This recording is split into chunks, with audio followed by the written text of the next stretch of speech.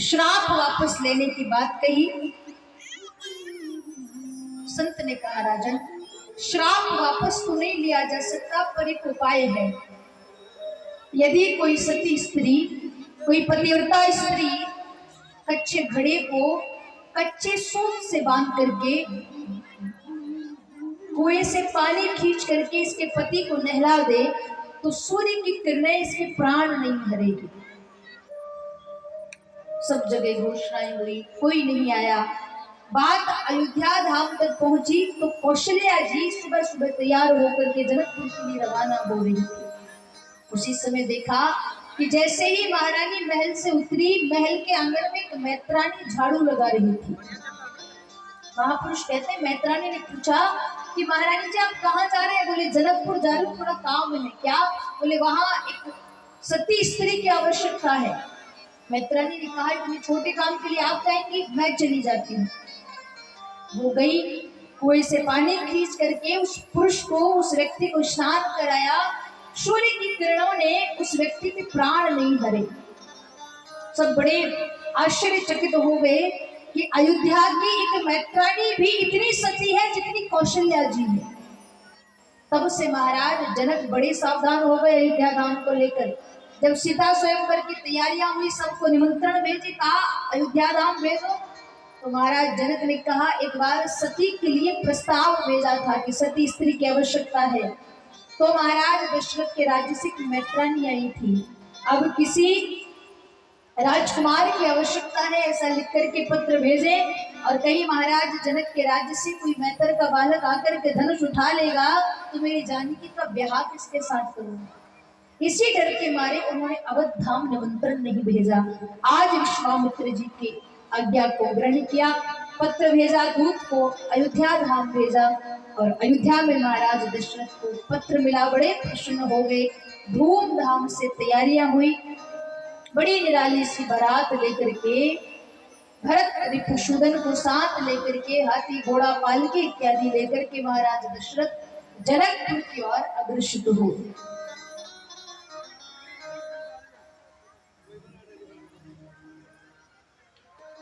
संत कहते, भगवान राम जी की बारात जितनी सुंदर बारात आज तक किसी की नहीं निकली, पर उस बारात में एक कमी थी। क्या? राम जी की बारात में राम जी नहीं थे, बिना दुल्हा की बारात थी। और एक भाव को हमारे मालवा प्रांत का एक भाव है भगवान के विवाह का। आपको शब्द समझ नहीं आएंगे, भाव आप समझिएगा। जब बारात जनकपुर में प्रवेश करने लगी तो जनकपुर के नर नारी नाचते गाते भगवान का स्वागत कर रहे हैं। महाराज जनक बड़े प्रसन्न हो रहे, क्यों? आज मेरे घर भगवान राम आए हैं। आप सुनोगे हमारे क्षेत्र का भाव, समझ नहीं आए कोई बात नहीं, भाव समझने का प्रयास करें। रघुनाथ जी परनवा आया, राजा जनक खड़ा हरसाया, वो मिथिलेश खड़ा हरसाया, दीनानाथ परनवा आया, दीनानाथ परनवा आया, रघुनाथ जी परनवा आया, और सारी शिवा करते हुए आया, और राजा जनक खड़ा हरसाया, राजा जनक खड़ा हरसाया, मिथिलेश खड़ा हरसाया, मिथिलेश खड़ा हरसाया, राम जी परनवा आया, और रघुनाथ जी परनवा आया।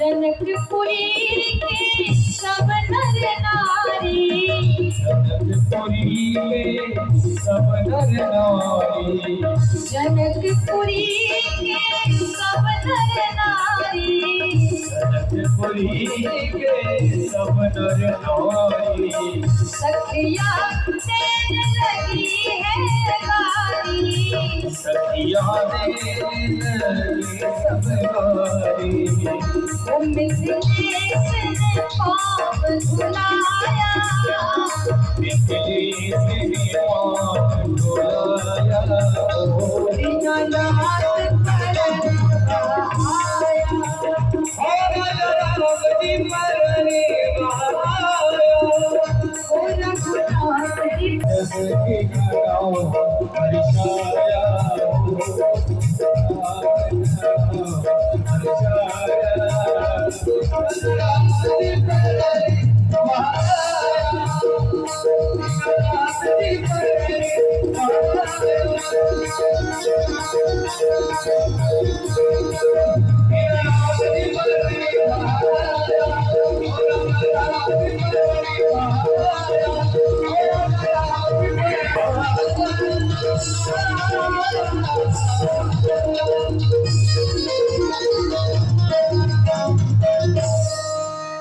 श्यावर रामचंद्र भगवान की दया। महापुरुष कहते हैं अगहन शुक्ल पक्ष पंचमी तिथि को भगवान का विवाह हुआ। बड़ा सुंदर विवाह मंडप बनाया गया। चारों राजकुमार और चारों राजकुमारियों को विवाह मंडप में पधराया गया। वैदिक मंत्रों के द्वारा विवाह वेला आरंभ हुई। जिस प्रकार महाराज हेमवंत ने भगवान शिव के चरणों की पूजा करके पानी ग्रहण किया, ऐसे ही महाराज जनक ने राम जी के चरणों को पखारा। विवाह वेला आरंभ हो गई। सामने जानकी मैया की सखियां बैठी है और जानकी मैया की सखियां चाहती है कि एक बार ये हमें देख ले। दुल्हा बड़ा सुंदर है, एक बार ये हमें देख ले।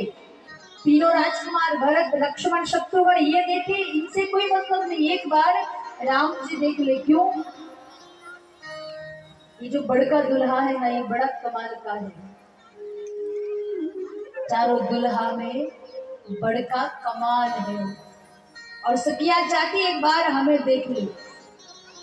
नहीं देखे तो सखियां भगवान को गालियां सुनाने लगी। आपके इधर ऐसा नियम है? जब बारात आती है तो जो दुल्हन पक्ष की माताएं होती, दूल्हा पक्ष वालों को गालियां सुनाती है।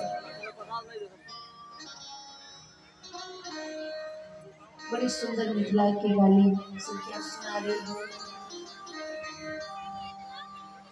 वो धरी ध्यान सुनो धनुधारी, गारी मिथिला की। श्री रघुवर अवध बिहारी, गारी मिथिला की। हरि राम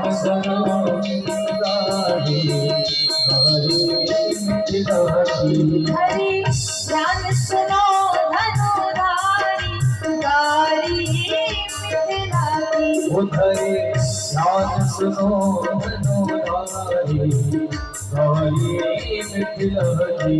श्री रघुवर अवध बिहारी, गारी मिथिला की।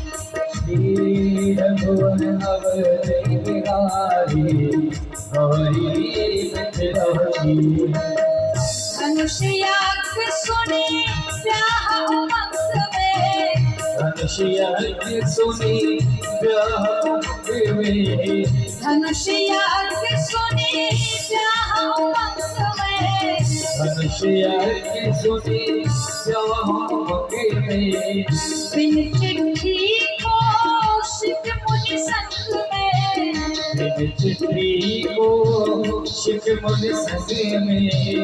भुवन आई कमंडल धारी, गारी उधरी ध्यान धरो धनुधारी, गारी मिथिला की। रघुवर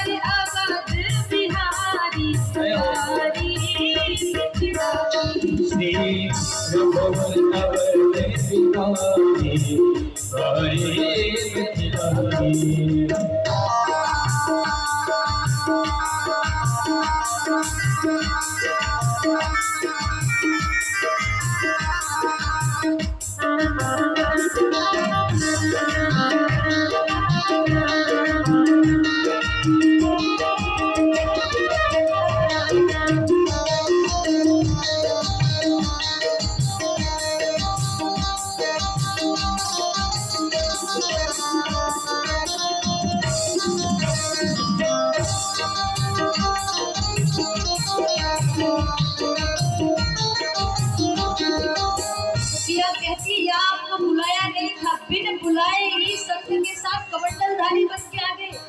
लक्ष्मण जी को थोड़ा क्रोध आ गया। लक्ष्मण जी कहे आप जानते नहीं हमारे जो राम जी हैं ये चरण स्पर्श मात्र से पत्थर को भी नारी बना देते हैं।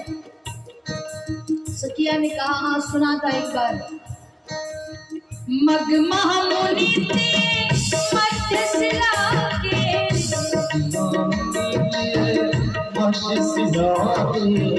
मग महामुनि मध्य शिला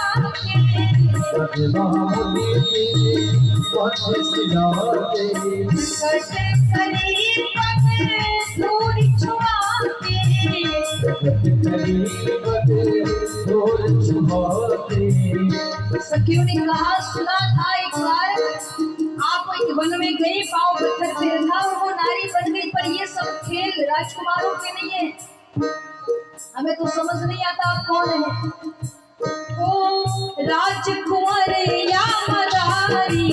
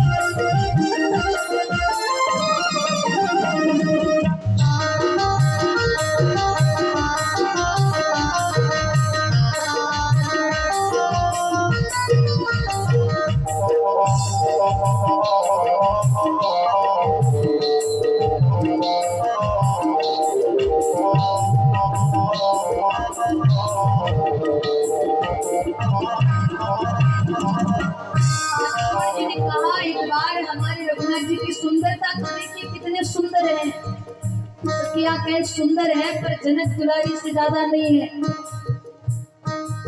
सुंदरता अभिमान में सीना, सुंदरता अभिमान में सीना, सुंदरता अभिमान में सीना, सुंदरता अभिमान में सीना, तानी चले पर आयु पसीना, चले पर आयु पसीना, उन्हें की जब जनक दुलारी कारी हरि हरि करो अनुदारी कारी मिथिलानी।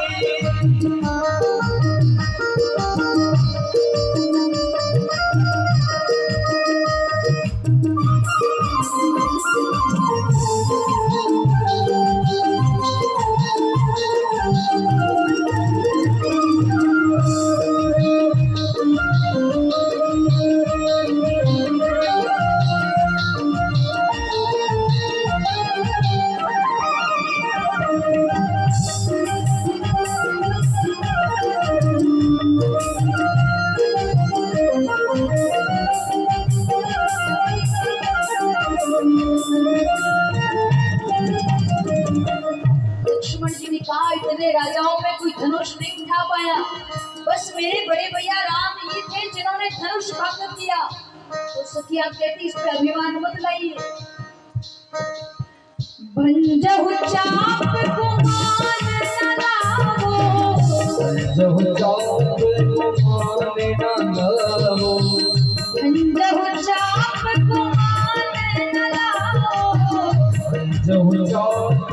मांगना जाओ। शिव की कृपा है ये भाग्य मनाओ। शिव की कृपा है भाग्य मनाओ। वो मिली जनकपुरी ससुरारी आई।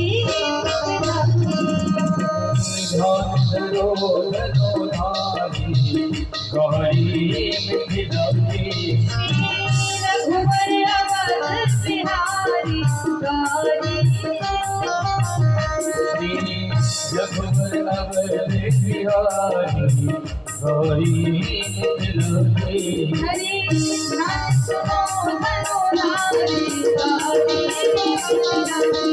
हरि ध्यान धरो गौरी मिथिलानी।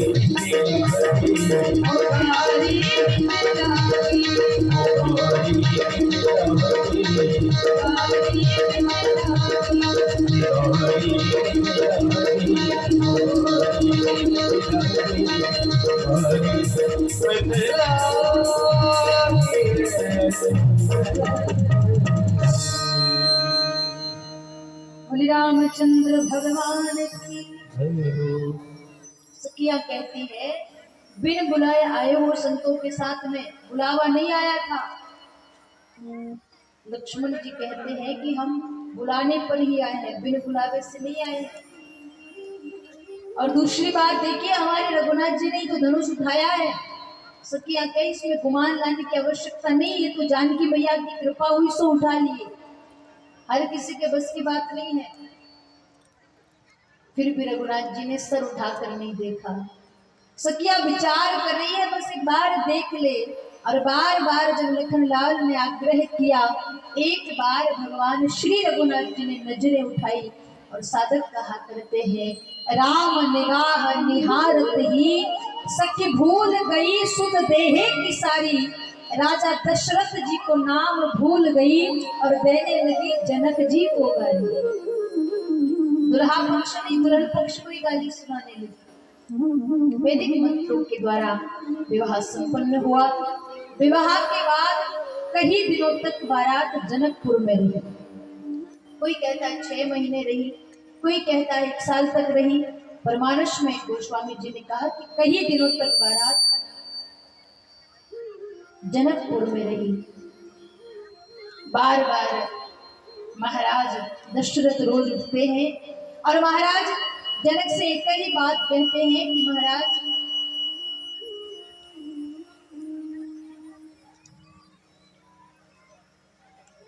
रोज दशरथ जी जनक जी से निवेदन करते हैं कि बारात को विदा कर दिया जाए। और जब जब दशरथ जी जनक जी से कहते, उसी समय जनक जी हाथ जोड़ लेते और कहते, महाराज जरूर हमारी सेवा में कोई त्रुटि रह गई है, सो आप जाने की बात कर रहे हैं। रोज हट करते करते जब काफी समय बीत गया, तब वशिष्ठ जी विश्वामित्र जी ने महाराज जनक से कहा कि बारात को विदा कर देनी चाहिए।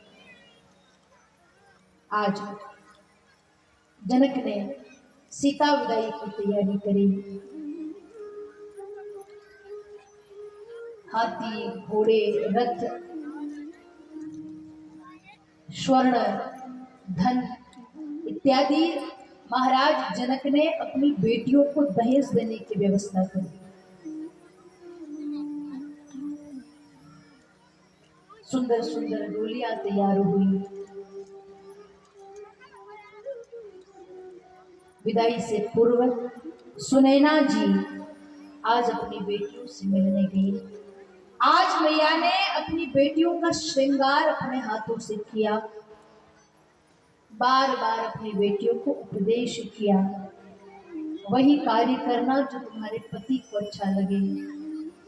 सास ससुर की सेवा ठीक उसी प्रकार करना जैसे तुम अपने माता पिता की सेवा करते थे। और संतों ने कहा है प्यारे, अगर ससुराल जाती हुई बेटी को सही संस्कार, सही उपदेश दिए जाए, सही शिक्षा दी जाए, तो आज जितने घर टूटे जा रहे हैं, जितने रिश्ते आज टूट रहे हैं, शायद वो टूटने से बच जाए। आए दिन देखा जाता है, ब्याह हुआ 1 साल 2 साल बाद तलाक होने की नौबत आ रही है। कारण संस्कार और शिक्षा कहीं ना कहीं डगमगा रही है। अगर हर माँ ये सोच ले कि मैं सुनैना की भांति अपनी बेटियों को शिक्षा दूं, तो हर बेटी का जीवन सुखमय व्यतीत हो। कोई बेटी शायद अपने ग्रस्त जीवन को लेकर के दुखी न हो। जब भी बेटियां ससुराल जाए अच्छी शिक्षा दें उन्हें। कई बार देखा जाता है जब बेटियां ससुराल जा रही होती है तो माताएं क्या शिक्षा देती है, बेटा ज्यादा किसी की सुन के मत रहना, तेरी सास एक सुनाए तो दो सुनाना, दामाद जी कुछ कहे तो घर आ जाना, बाद में हम देख लेंगे। इससे रिश्ते बिगड़ते हैं, रिश्ते टूटते हैं। रिश्तों की नींव क्या है, ये माँ ही अपने बेटियों को शिक्षा दे सकती है। एक बड़ा सुंदर भाव है। निवेदन करूंगी कि आप तक अगर सब तक मेरी आवाज आ रही है तो इस भाव के शब्द जो है वो आप सुने कि सुनैना जी ने अपनी बेटी को क्या शिक्षा दी। वो मानिए दुलारी मेरा कहना, इस भांति रहना जाके ससुराल में, सब कुछ पड़ेगा बेटी सहना, पर कुछ मत कहना जाके ससुराल में। मानी दुलारे मेरा कहना, इस भांति रहना जाके ससुराल में, सब कुछ पड़ेगा बेटी सहना, पर कुछ मत कहना जाके ससुराल में। सब कुछ पड़ेगा बेटी सहना, पर कुछ मत कहना जाके ससुराल में। छोड़ के चली है बेटी बाबुल का अंगना, उनके चलिए बेटे बाबुल का अंगना, छोड़ के चली है बेटी बाबुल का अंगना, छोड़ के चलिए बेटे बाबुल का अंगना। संग की सहेली तेरी जाए कोई संगना, सबकी सहेली तेरी जाए कोई संगना। सुनैना जी कहती है बेटी आज तो अपने बाबुल का ये आंगन ये घर छोड़कर जा रही है, तेरी सहेलियां तेरी सखियां तेरे साथ नहीं जाएगी, सब यही रह जाएगी, तेरे बाबुल का आंगन भी यही रह जाएगा, तेरे साथ जाएगा क्या, और जो जाए उसका तुम मान रखना। अपने घर की आन बान रखना बेटी स्वाभिमान, अपने घर की आन बान रखना बेटी स्वाभिमान, अपने घर की आन बान रखना बेटी स्वाभिमान, अपने घर की रखना बेटी स्वाभिमान। बोलना मधुर जैसे मैना, इस भांति रहना जाके ससुराल में।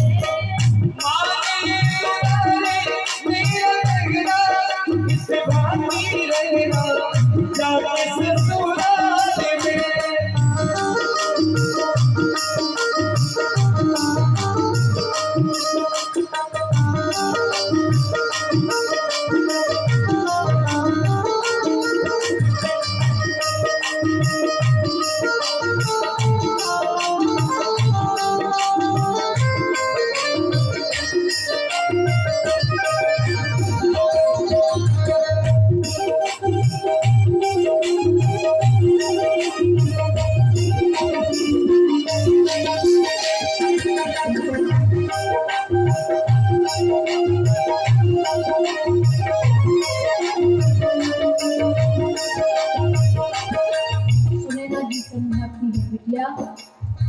ससुराल जाने के बाद भेदभाव मत रखना,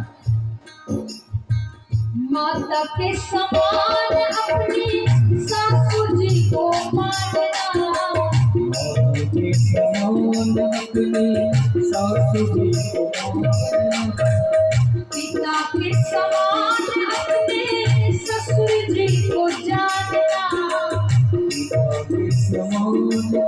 रहे ससुर जी को जाना। जितना प्रेम तू मुझसे करती है उतना ही स्नेह तेरी सासू माँ से करना। जितना सम्मान अपने पिता का करती है उतना ही ससुर जी का करना। और तेरे घर में जो देवरानी जेठानी है वो ना उनसे ईर्ष्या मत करना। जेठानी का आदर करना, देवरानी से प्यार करना। जेठानी का आदर करना, देवरानी से प्यार करना। इन्हीं का समझना अपनी करना, बांधी रहना।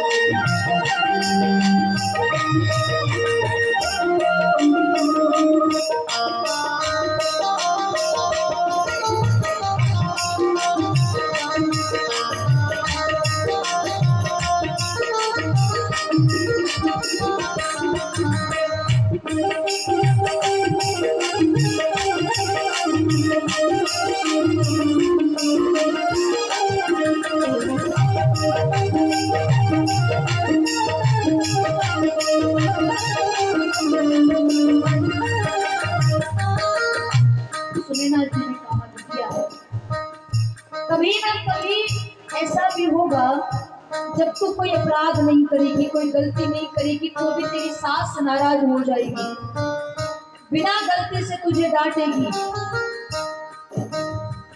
कभी कभी सासू तेरी कड़वे बोल बोलेगी, सासू तेरी कड़वे बोल बोलेगी।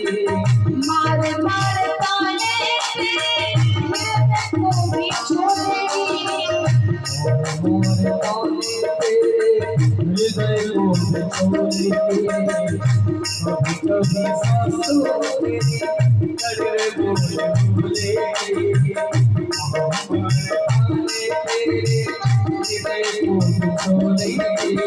जब कभी बिना गलती से भी तेरी सास तुझे डांटे, ताने मारे, उस समय तू जवाब देना तो दूर की बात है, नजरें मिलाकर भी बात मत करना। नीचे को झुका के रखियो नैना, से बांधी रहना।